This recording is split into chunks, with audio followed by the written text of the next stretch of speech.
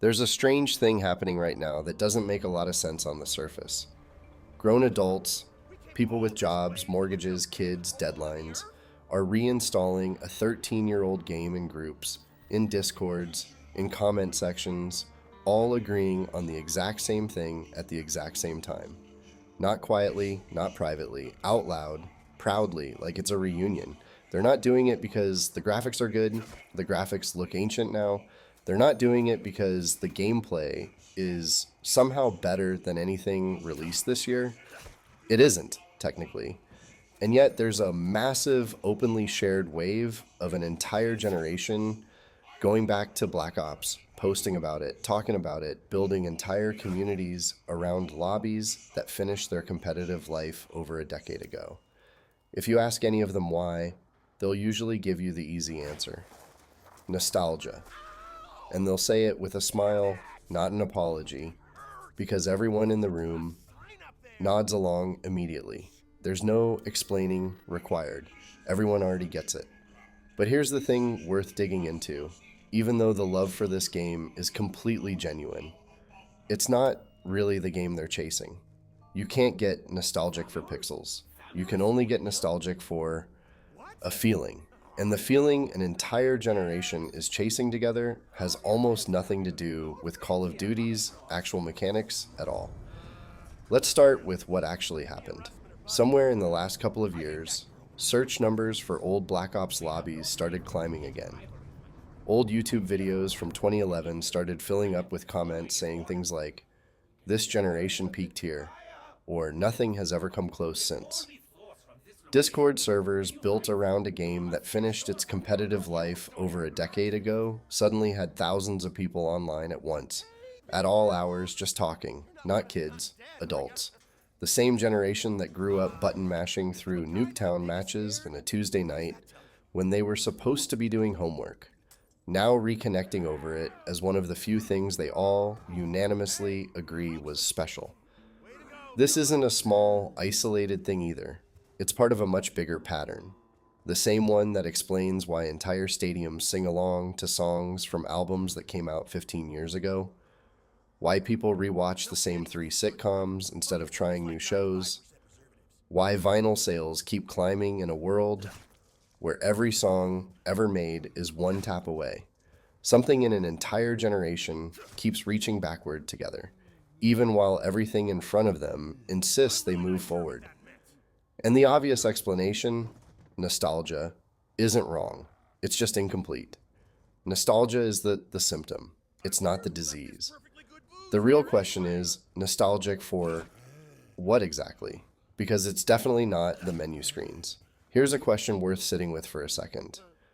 When's the last time you sat in a room with 3 friends, no plans, no agenda, and just existed together for 4 hours straight? Not a dinner, not an event, not something you had to plan a week in advance and confirm twice. Just showing up because it was Tuesday, and that's what Tuesday was for.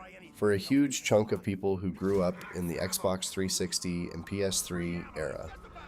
That's exactly what Black Ops was. It wasn't really about the kill streaks or the maps. It was the after-school ritual. You'd get home, the console would already be warm from yesterday, and within 10 minutes, your friend's voice was in your ear through a headset that hurt after 2 hours. Talking about nothing, a teacher, a girl, a rumor, a YouTube video, while you both pretended the match in front of you was the point. It wasn't the point. The game was just the excuse you needed to have somewhere to be.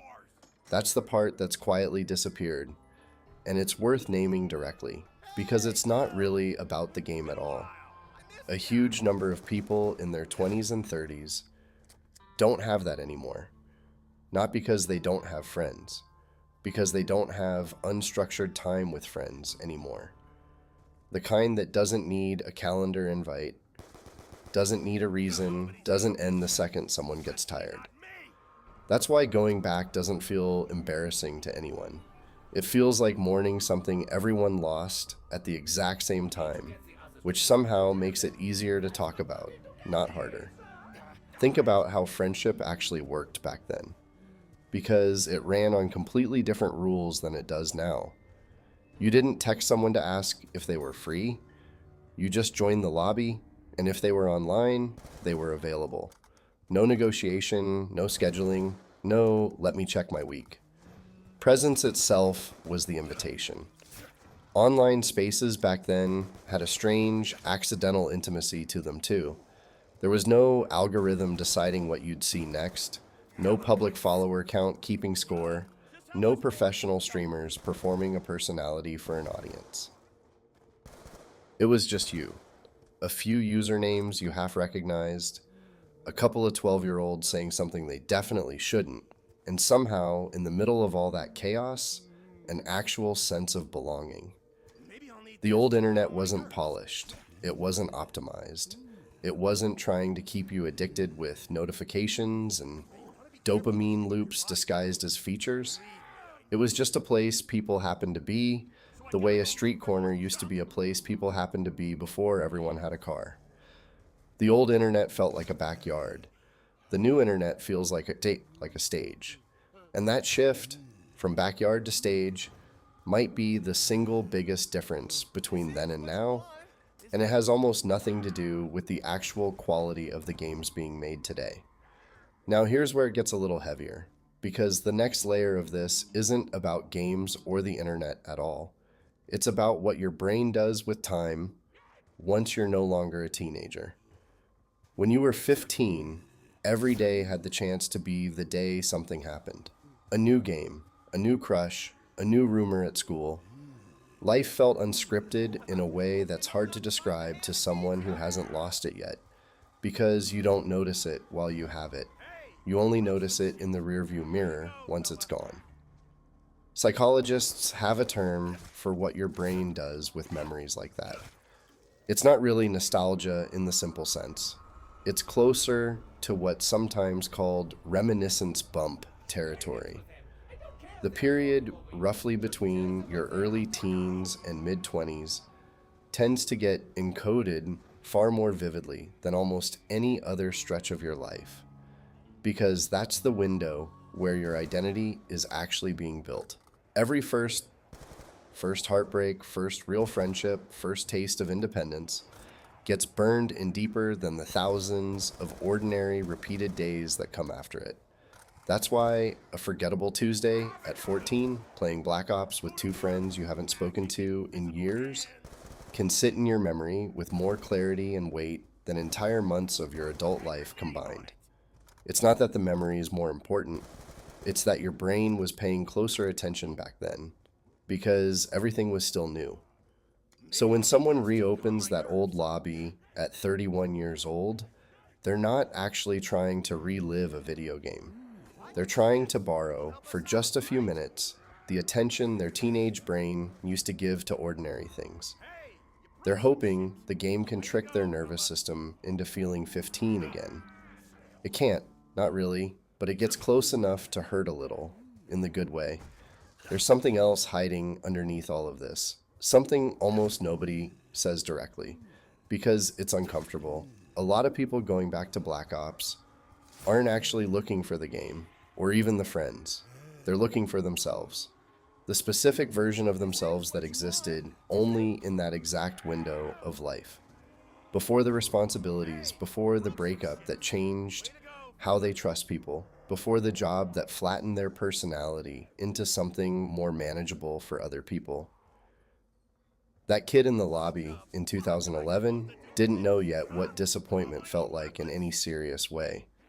Didn't know what it was like to lose a friendship slowly instead of suddenly. Didn't know what burnout was.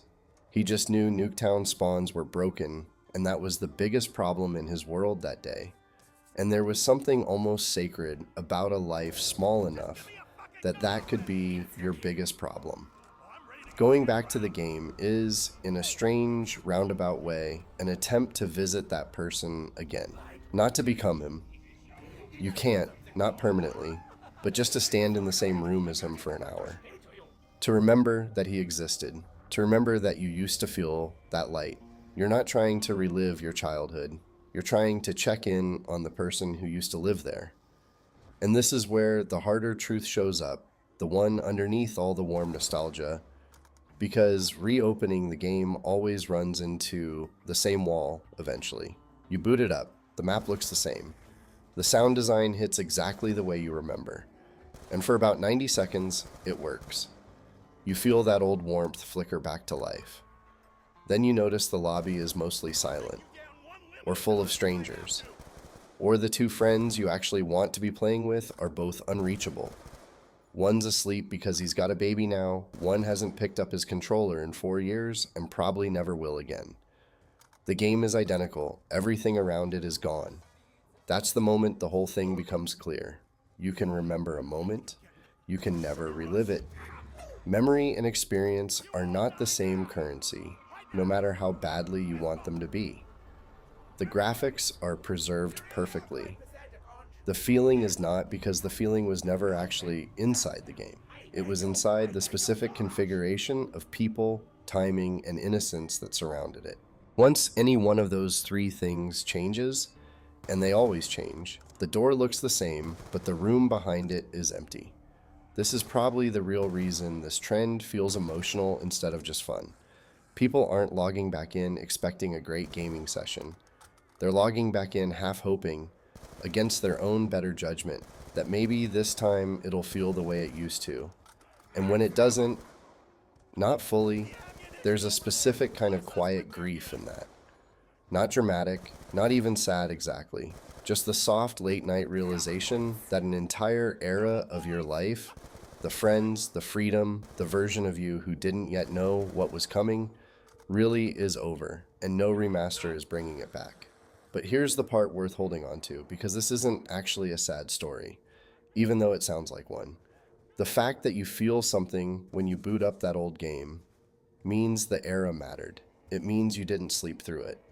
A life that produces zero nostalgia later is usually a life that wasn't paying much attention while it was happening. The ache you feel reopening Black Ops isn't proof that something was lost. It's proof that something was real enough to lose. So maybe the people going back aren't trying to escape their adult life at all. Maybe they're just doing something most adults forget how to do. Taking 10 minutes to honor a version of themselves that doesn't exist anymore. The way you'd visit an old friend's grave, not because you expect them to talk back, but because showing up still means something. You won't get that lobby back. You won't get 15 back. But for about an hour, with the right map loading and the right sound hitting your ears, you get to stand at the door of who you used to be. And that's not nothing. That might actually be the whole point of going back at all.